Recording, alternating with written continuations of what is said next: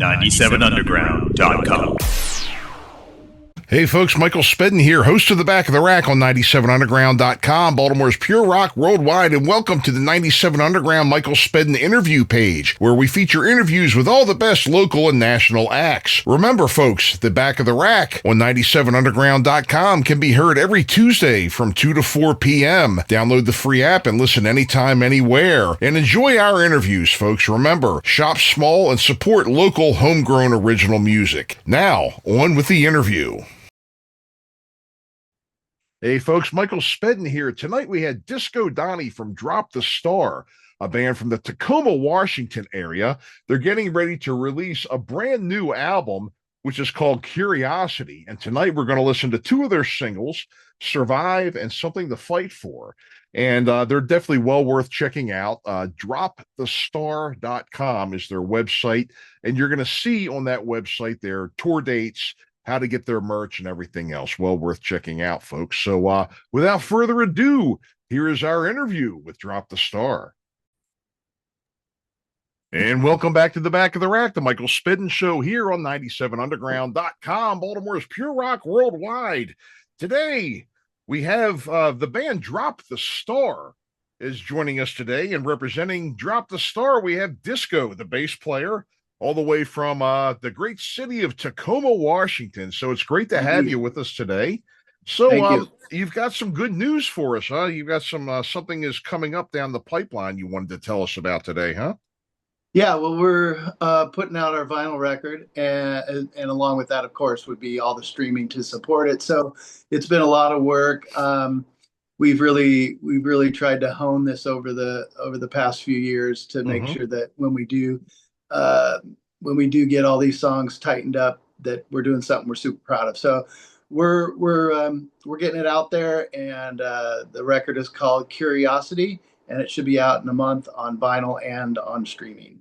Wonderful. That's great to hear. And I love, how a lot more bands that I've been interviewing, especially in the last 2 years or so, are coming back out with vinyl, because I mean, as we were talking before the show, that was the experience back then, was not just, listening to it, but, having something that you can read and look at, every time you played it, really, Yeah.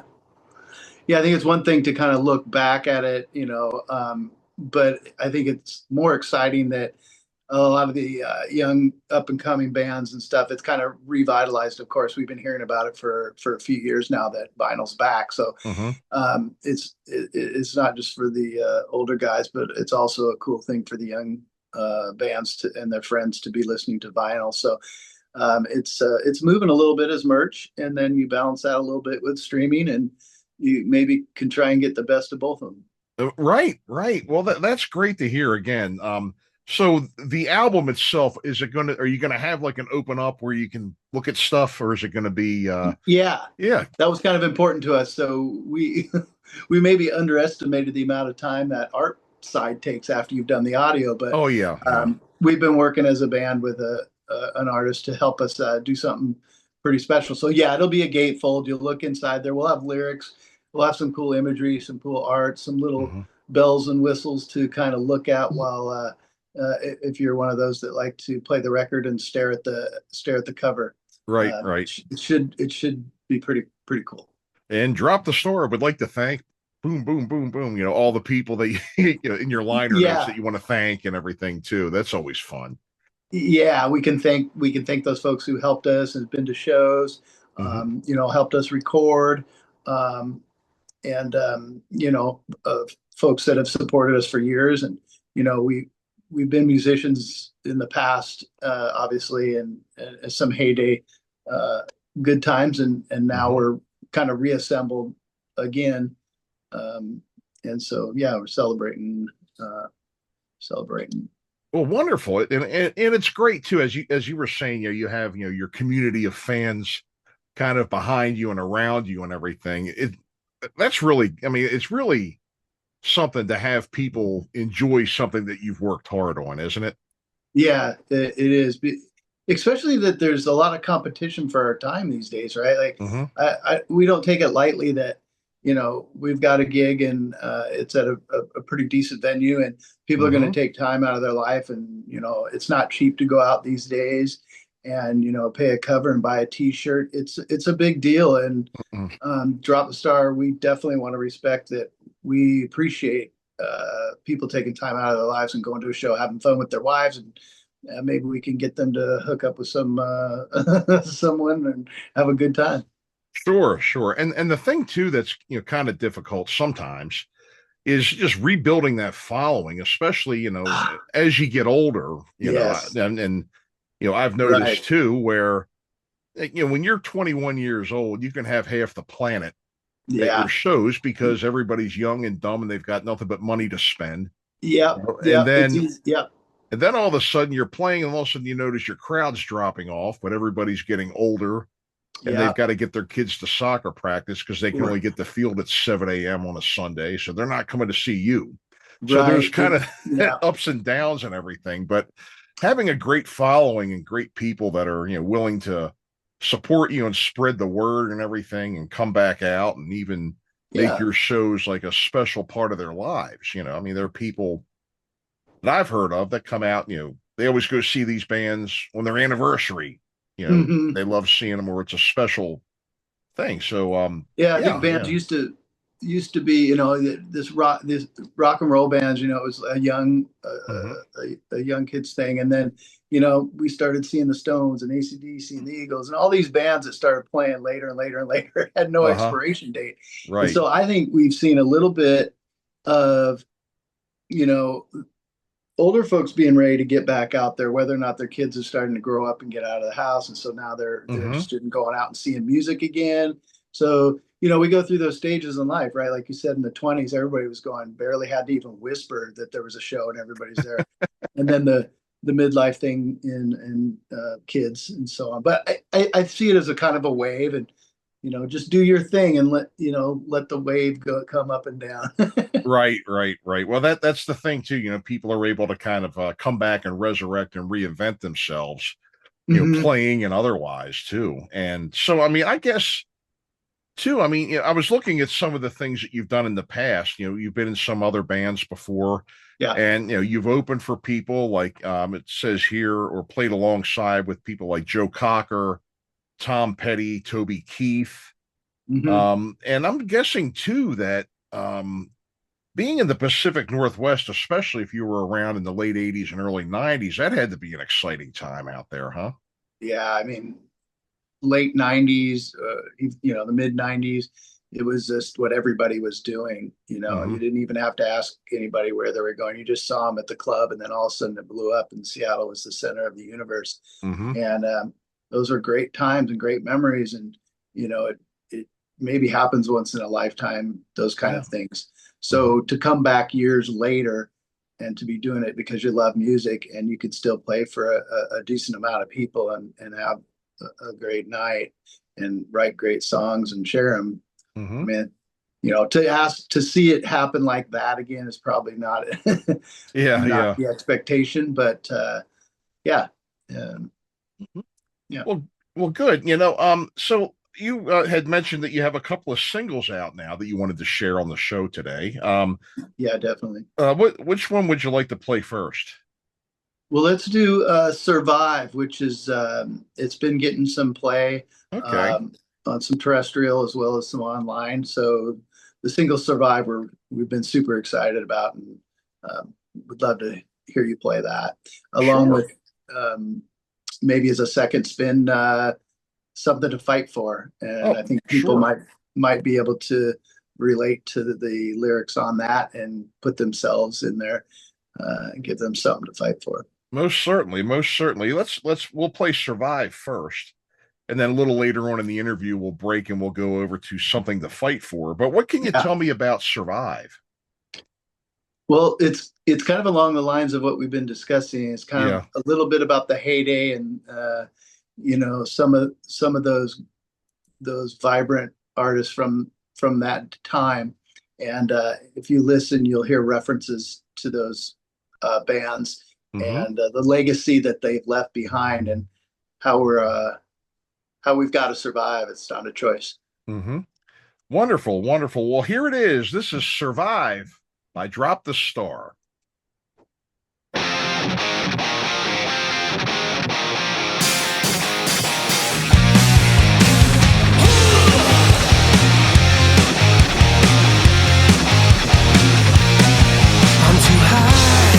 I'm too low, like the friends I used to know. I have tried to define, we die young, a sacred code. And the legend goes, he could read them bones. He was born into the grave, when an angry chair became his throne. And when he died it rained.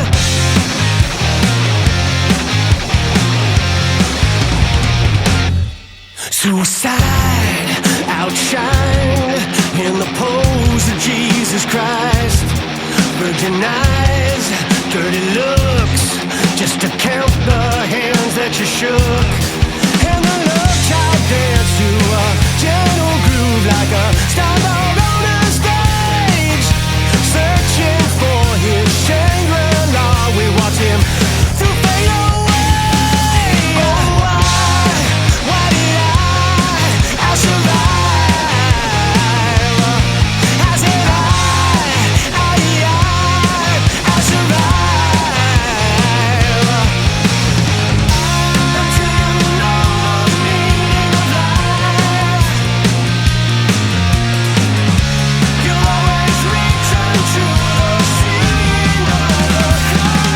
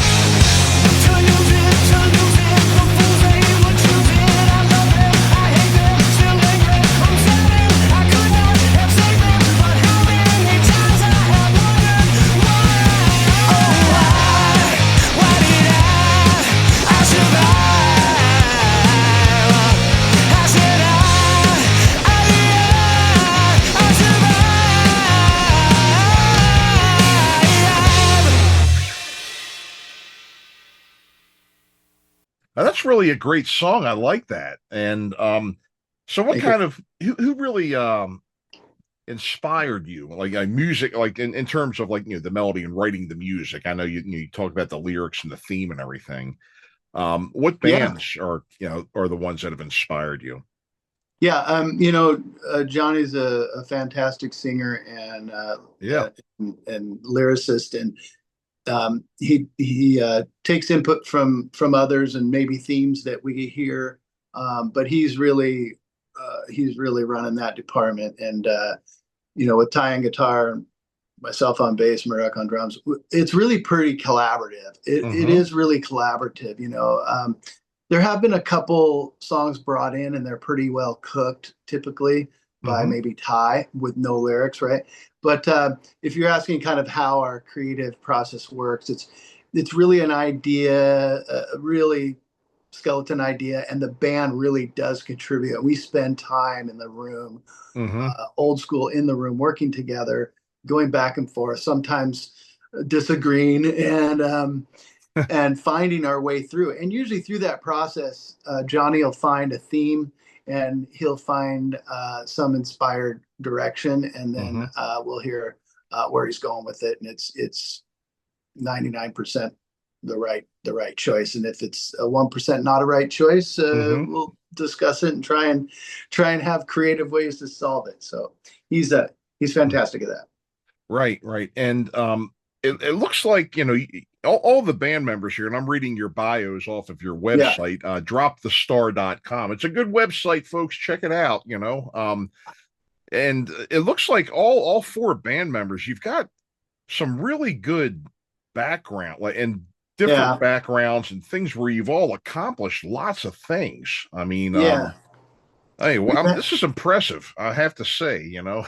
yeah, it's not a band of novices. We've had some experiences in the past, and Uh-huh. I think Johnny and Ty specifically have had some pretty notable successes.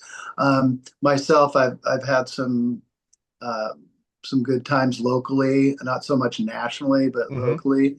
Murdoch's done a lot of traveling, so Johnny and Ty have had a little bit more national recognition maybe than Hmm. the other two, but we've all been in this pool where lifers, uh, being a musician and being in a rock band it's a lifestyle, not a choice. It's who we Hmm. are. It's who we've been. It's who we'll be. And it's we want to bring people with us and enjoy it, but we're going to be doing it regardless. Right, right. I mean, it looks like all the people that you performed with and done stuff with, like played with, worked with here is like everybody I like. So, Yeah. you Well, know, that's good. here we go. So that's definitely great here. So and also you're a bass player, huh? So that's what you and I, Oh, me too. okay. Yeah, Yeah. yeah. Uh-huh. Yeah. Yep. So what Yeah. kind of rig, what kind of gear? You know, I was running a Gibson Les Paul bass for a Oh long yeah, yeah, time, yeah. Uh-huh. but I kind of found myself back home in the P bass. It's just, it does everything. It's a Swiss Army knife, and It does. Yeah, you're right. You're it's a right. Swiss Army knife of basses. And my particular P bass is by Nash. Hmm. Nash basses and Nash guitars. They make uh, great, great guitars and basses. I was kind of a big Ampeg guy forever. Didn't make it too complicated. Just did Hmm. what I could, was roadworthy and always reliable. Hmm. But the big Ampeg started not being so reliable. And recently, I've been super stoked about these dark glass bass amps. Mm, So my rig is dark glass. I love the sound of that P bass through a dark glass. How right. about you? I'm a Gibson man. I have a Yeah. Gibson RD artist. I have a Gibson Oh, G3. Um, yeah. yep, RD's on my shopping list. yep. They were. You know what? I bought that in '86, back during the the zenith, I guess, or the heyday of the Hair metal. the pointy guitars The pointy guitar with era. Yeah. with the neon colors. Now mine Yeah. was a maple RD artist, and everybody looked at me like, "Why are you playing that dinosaur?" I said, "Because it's great." That's a And sought then, after bass right now. oh yeah, ever since Chris Novoselic was Yeah. playing Then it, he starts playing it and it's, you know, yeah. people looked at me like I had four heads Yeah. playing it. But then he comes out with it, and everybody wants one. And I Yeah. think I paid $300 for mine in '86, and now you probably can't touch one for under 3,000. Yeah. Probably You at know, least solid 3 grand. Yeah. always been Well, an that's cool. I'm Ampeg. glad to hear Yeah. you playing bass. Yeah. Oh yeah, always been an Ampeg man too. Yeah. Bass was my first instrument. Right, right. But in some of those bands, I was in and had a little bit of local success. I was playing guitar, so I am kind of guitar and bass, but Uh-huh. bass is the fundamental, and it's the place I'm most comfortable and feel most creative, and what I can usually give the most to. So Yeah, I'm the same way too. I use guitar to write. yeah, And I can, and was doing an acoustic act where I was playing acoustic guitar, singing, playing harmonica. I can't sing and play bass at the same time. I yeah, that's a don't know tough if, story. One thing with the guitar, you have these chords that can hang, and you yeah, can kind of sing in between those chords. right. But boy, when you got to be rhythmic and you got to Hmm. get a groove going, and then you've got to sing. I mean, that's a special skill. I mean, there's guys like Geddy Lee and Sting, Yeah, and even like if you ever follow the Jackson Five, Jermaine Jackson is a beast too. You know, Yeah. yeah, he was. I went down a YouTube rabbit hole and ended up watching a whole bunch of Jackson Five stuff, and I'm like, that guy's brilliant. You know. Yeah. Yep. So, well, this is great here. Well, why don't we put another song on here? Okay. And Something to Fight For was the other one that you wanted to play. Yeah. Tell us about that one. Well, it almost is right in the title. It's just give me something inspiring, give me something to fight for, give me a reason, and sometimes we need inspiration. So that's what this is about. And Mm-hmm. I'll speak the best I can for Johnny, but I'm sure he might have a longer description of how these lyrics came together. But Sure. Well, awesome. Well, here it is. This is Something to Fight For.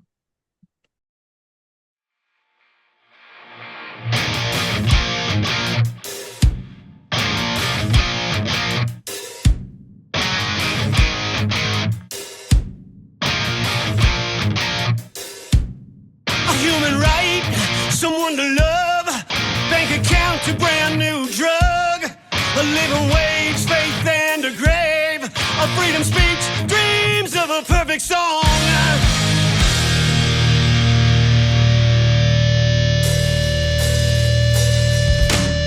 Inclusion, equality, a point of view, some empathy, my country, my family, the difference between right and wrong.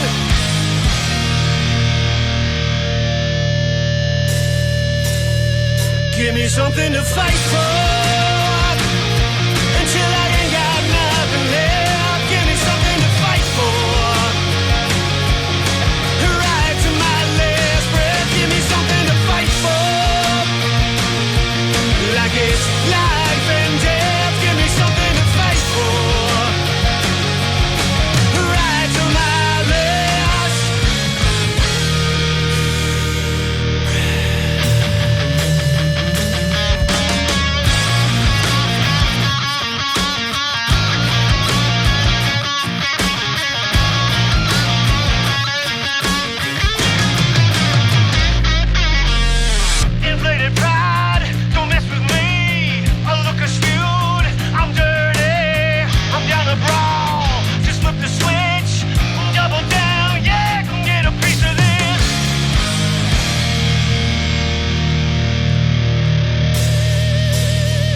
Give me something to fight for till I ain't got nothing left. Give me something to fight for. Right to my last breath. Give me something to fight for. Like it's life and death. Give me something to fight for. Like it's life and death.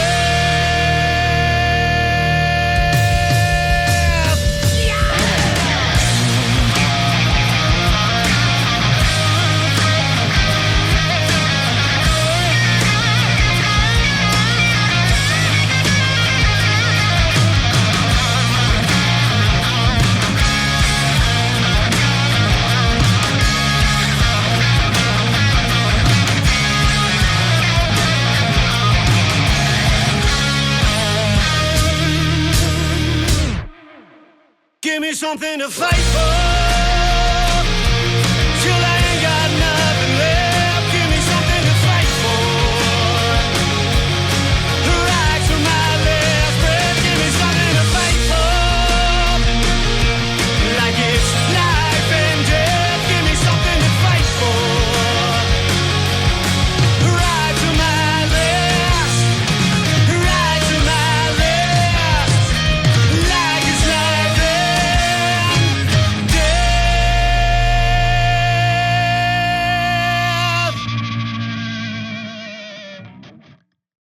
Well, another excellent song. And you have a whole album coming out too. And how many songs are going to be on there? Did you say? 10 songs. 10. Solid Okay. 10 songs. Well, this is a sample of what we got. I can't wait to hear the whole thing when it's out, huh? Yeah, good. Yep. And you're still waiting on to confirm the release date, correct? I guess. Yeah, Yeah. Yeah, we're gonna be pushing that pretty hard as soon as we can pin down a release date, and I think we'll be doing a couple shows. Hopefully, we'll get something lined up at Easy Street here in the Northwest. It's in Seattle, the vinyl record store here that everybody loves. Hmm. We'll try and do an in store there, and um, really celebrate this. We're really proud of it. Well, wonderful, wonderful. And are you planning on doing shows or a tour or locally or maybe West Coast or anything? Yeah. Uh, Quick answer is yes. Longer answer is we don't play a whole lot of shows. We kind of want to do ones that are make a lot of sense and Yeah. special. And we can promote them. But we are definitely looking to get out and go get some miles on and maybe jump on a tour with someone. And Hmm.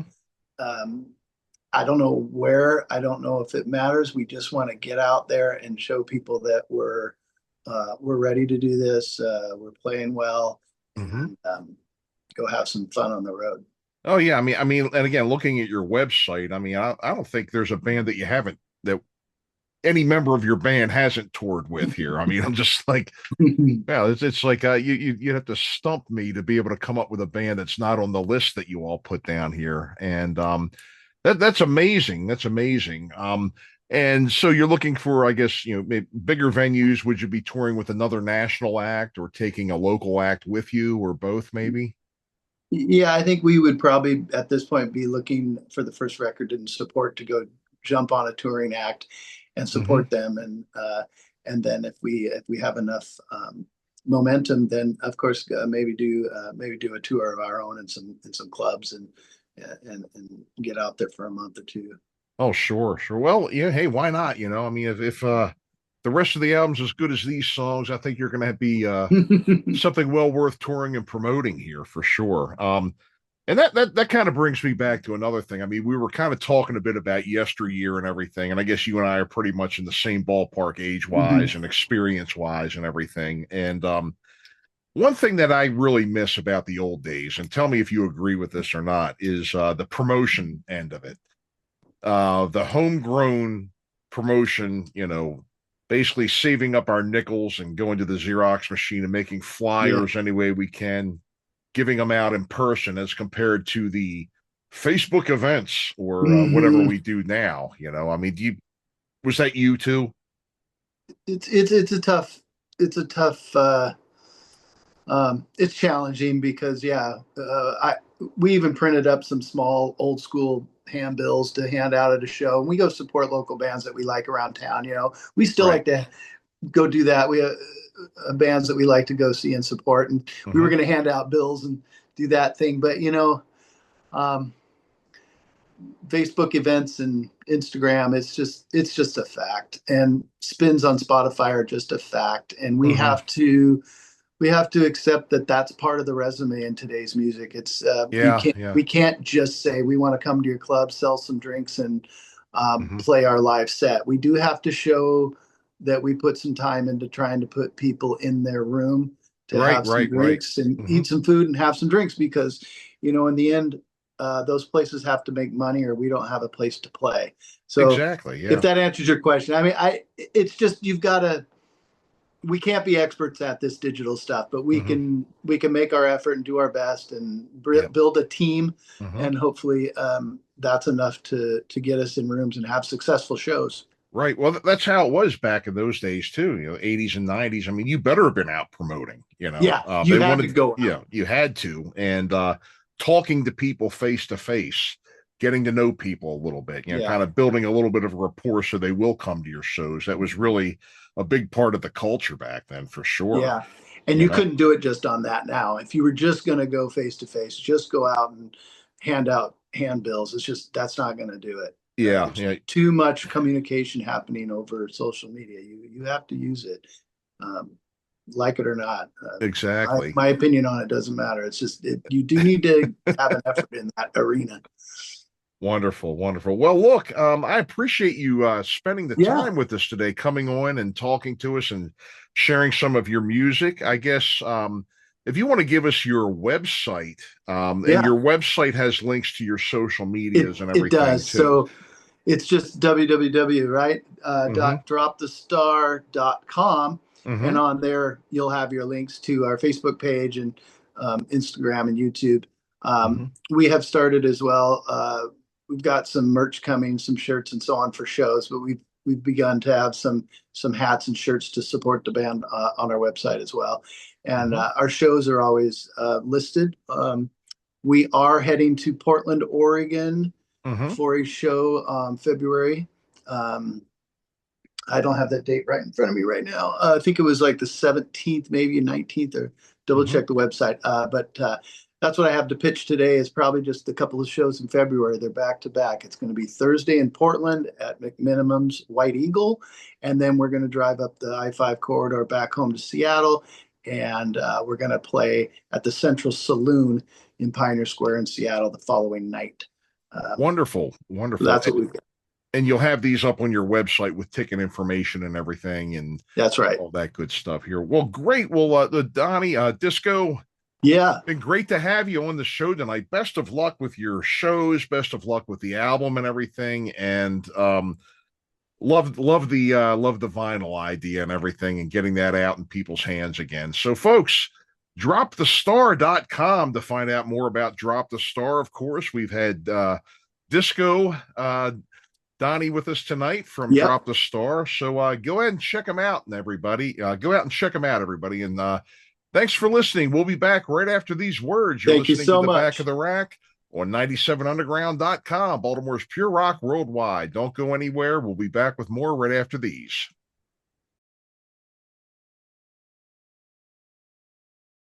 All right, folks, thanks for tuning in and listening, and hope you enjoyed today's interview. Remember, the Back of the Rack is on every Monday from 2 to 4 p.m. Eastern, and our replay is every Wednesday morning from 2 to 4 a.m. Eastern Time on 97underground.com, Baltimore's pure rock worldwide.